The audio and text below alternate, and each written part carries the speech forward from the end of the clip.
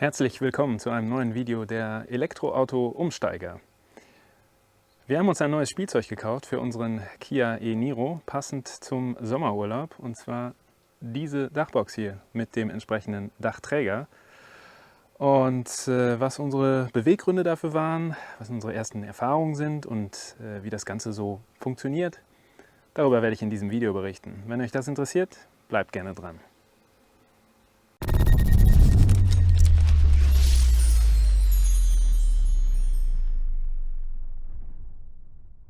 Auf die erste Frage, warum denn eigentlich eine Dachbox, möchte ich eingehen, indem ich erstmal den Kofferraum nochmal zeige vom e-Niro.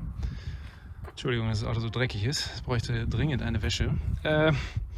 Aber man sieht hier, der Kofferraum an sich ist ja ordentlich, aber auch nicht überdimensioniert. Hier liegt jetzt gerade so ein Zelt drin und eine Thermomatte. Ja, das heißt, man kriegt da schon ein bisschen was rein für den Urlaub, aber ich finde es nicht üppig, wenn ich ehrlich bin. Natürlich hat man ja auch noch etwas Platz im Unterboden. Kann ja sogar dieses Styroporteil noch hier rausnehmen. Aber dennoch, der Platz hier ist begrenzt, wenn man als Familie in den Urlaub fährt für 2-3 Wochen. Jetzt ist es so, dass wir ja nur ein Kind haben. Das heißt, wir können auch diese Rücksitzbank hier umklappen und da noch einen Koffer drauflegen und haben dann zusätzlichen Platz. Außerdem, wenn wir kurz nach vorne gehen, sieht man auch, dass wir einen Frunk haben, einen Frofferraum, und hier unsere Ladekabel aufbewahren können und so ein bisschen anderes Gedöns. Gibt auch noch mal ein bisschen Platz, den wir hinten sparen. Nichtsdestotrotz, wenn wir uns jetzt mal die Dachbox anschauen, gibt so eine Dachbox nochmal richtig viel extra Platz.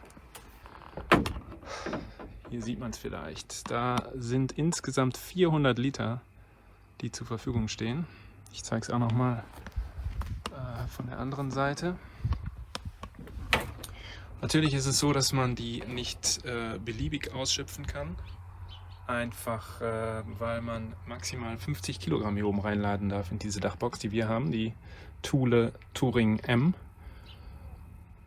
Aber immerhin, 400 Liter, das ist fast eine Verdopplung des Volumens, des Ladevolumens des e-Niro. Und damit, finde ich, hat man dann im Urlaub überhaupt keine Sorgen mehr, was das Ladevolumen angeht. Wie gesagt, für den Alltag finde ich, ist der Kia e-Niro super, was den Kofferraum angeht und das Ladevolumen. Getränkekisten bekommt man hier rein. Abfallsäcke für den Recyclinghof, Gartenabfallsäcke, wenn man die hintere Bank komplett umlegt.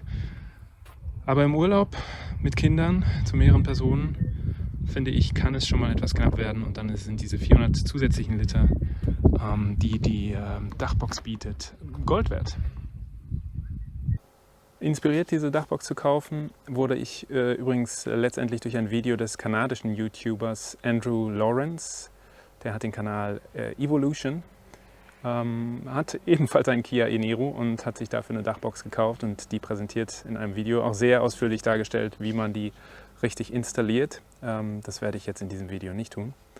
Kann aber sagen insgesamt, dass die Erstinstallation schon ein bisschen Zeit und Mühen gekostet hat. Jetzt aber das Montieren relativ einfach ist. Nur für die Dachbox selbst braucht man Hilfe. Die würde ich jetzt alleine schlecht draufkriegen. Da braucht man schon 2 Erwachsene für, um sie oben drauf zu bekommen aufs Dach. Aber dann ist es auch kein Problem. Ja, aber es ist nicht nur die Dachbox, es sind mehrere Teile, die hier zusammenkommen. Ich habe es mir mal aufgeschrieben, weil ich mir das gar nicht alles merken kann. Die Dachbox selbst, sagte ich ja schon, ist das Modell Touring M, Größe M, Thule Touring. Kostet für uns, wir haben bezahlt 390 €. Also nicht ganz billig, aber ich habe gesehen, die haben auch einen guten Wiederverkaufswert, wenn man sie später mal verkaufen möchte. Aber es ist ja nicht getan mit der Dachbox. Es sind mehrere Produkte, die man noch zusätzlich braucht, und das habe ich mir mal kurz aufgeschrieben hier. Zunächst mal haben wir hier den eigentlichen Träger, diese 2 Querträger. Die nennen sich Wingbar Evo 118, auch von Thule. Kosten 95 € in unserem Fall. Damit ist man aber noch nicht fertig. Man braucht auch noch ein Befestigungskit. Das sind die Füße hier, die die Träger auf der Dachreling festhalten. Die haben in unserem Fall nochmal 42 € gekostet, heißen Evo Flush Rail. Damit ist man immer noch nicht fertig, denn dann braucht man noch diese Fußsätze, wie sie heißen. Die sind in unserem Fall abschließbar mit einem Schlüssel für alle 4 Seiten, für alle 4 Teile. Und dafür haben wir nochmal 98 € bezahlt. Das heißt, Träger plus Befestigungskit plus abschließbare Fußsätze sind wir bei 235 € plus 390 € Dachbox, summa summarum 625 € für die gesamte Konstruktion, die ihr hier seht. Also Dachbox plus Träger, Fußsatz und Befestigungskit. Das ist jetzt nicht gerade wenig Geld, wie ich finde. Aber wie ich auch schon erläutert habe, finde ich, dass dieser Mehrplatz, den man dadurch hat, diese Sorglosigkeit, wenn man in den Urlaub fährt, wirklich auch ein großer Vorteil ist. Ein weiteres nettes Feature dieser Dachbox ist, dass man sie beidseitig öffnen kann. Ich habe sie jetzt mal auf der anderen Seite aufgemacht, um das zu verdeutlichen. Das ist wirklich praktischer, als ich dachte. Nicht nur, dass man, je nachdem, an welcher Straßenseite gerade Verkehr ist, eben von der anderen Seite reingehen kann, sondern auch für die Beladung, für die Befestigung der Dachbox ist es wirklich sehr hilfreich, dass man von beiden Seiten drankommt. Das ist eine gute Sache bei dieser Thule Touring M. So, wenn ihr vorhin mitgerechnet habt, wisst ihr jetzt, dass wir insgesamt 625 € bezahlt haben für das Gesamtpaket hier. Das ist nicht wenig Geld. Gut, dafür macht die Box aus einem recht ordentlichen Volumen eines Kia e-Niro ein Riesenauto. Aber es gibt natürlich noch einen weiteren Nachteil von Dachboxen und auf den bin ich überhaupt noch nicht eingegangen. Das ist der Verbrauch, und gerade bei Elektroautos ist der Verbrauch ja immer eine sehr wichtige Sache, denn Verbrauch übersetzt sich direkt in Reichweite. Und da hatte ich schon gewisse Befürchtungen.